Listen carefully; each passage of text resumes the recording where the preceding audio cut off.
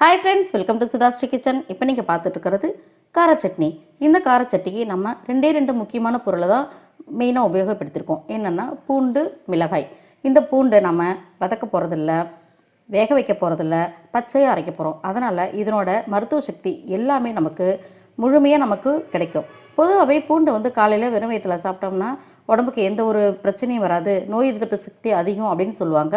நம்ம வெறும் பூண்டை டெய்லியும் நம்ம சாப்பிட முடியாத பட்சத்தில் இந்த மாதிரி நம்ம சட்னியை நம்ம செஞ்சு வச்சு சாப்பிட்டோம்னா ரொம்ப நல்லாயிருக்கும். இது இட்லிக்கு, தோசைக்கு, அடைக்கு, உப்புமாவுக்கு எல்லாத்துக்குமே காம்பினேஷன் ரொம்ப சூப்பராக இருக்கும். நம்ம என்ன தான் சட்னி சாம்பார் செஞ்சாலும் இந்த சட்னி இல்லாமே அப்புறம் சாப்பிட மாட்டோம்.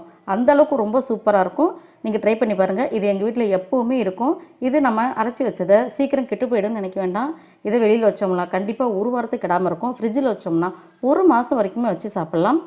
இது நம்ம சட்னி முழுகிற அளவுக்கு நம்ம எண்ணெய் ஊற்றி செய்கிறதுனால சீக்கிரம் கெடாது, ரொம்பவே நல்லாயிருக்கும்.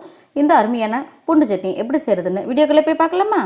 இன்றைக்கி நாம் செய்கிற இந்த கார சட்னிக்கு பூண்டு, மிளகாய் இது ரெண்டு பொருள் தான் ரொம்ப முக்கியமான பொருள்.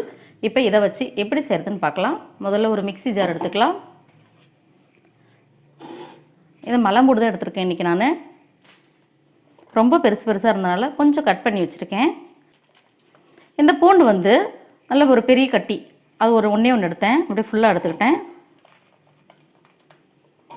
இதை அப்படியே மிக்ஸி ஜாருக்கு மாற்றிக்கலாம். அடுத்தது ஒரு 25 இந்த மிளகாய் எடுத்திருக்கேன்.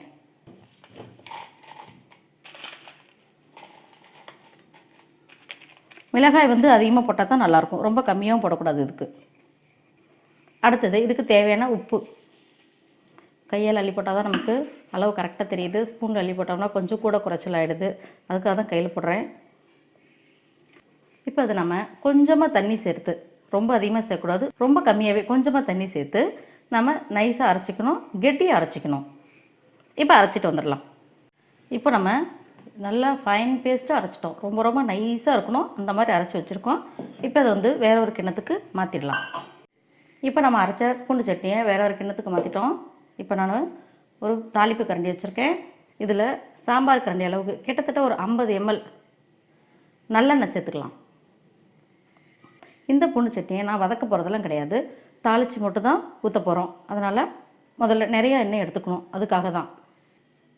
இப்போ எண்ணெய் காயறதுக்குள்ளே இந்த பூண்டு சட்னியை நம்ம ஒரு 1/2 ஸ்பூன் ஜீனி சேர்த்துக்கலாம். ஜீனி சேர்த்தா தான் இந்த சட்னி ரொம்ப காரம் தெரியாமல் இருக்கும். இப்போ எண்ணெய் காஞ்சிருச்சு. 1/2 டீஸ்பூன் கடுகு, உளுந்தம்பருப்பு, பெருங்காயம், கறிவேப்பிலை. இப்போ ஸ்டவ் ஆஃப் பண்ணிட்டு இந்த எண்ணெய் அப்படியே இதில் சேர்த்துக்க வேண்டியதுதான்.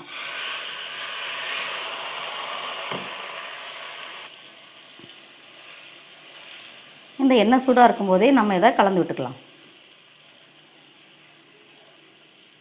அவ்வளோதாங்க, நம்மளோட கார சட்னி ரெடி. உங்களுக்கு இந்த பூண்டு சட்னி பிடிச்சிருந்துச்சுன்னா சுதாஸ்ரீ கிச்சனுக்கு சப்ஸ்கிரைப் பண்ணுங்கள், ஃப்ரெண்ட்ஸ் அண்ட் ரிலேட்டிவ்க்கு ஷேர் பண்ணுங்கள், லைக் பண்ணுங்கள், கமெண்ட் பண்ணுங்கள். ஆரோக்கியமானதையே சமைப்போம், ஆனந்தமாக இருப்போம். தேங்க்யூ.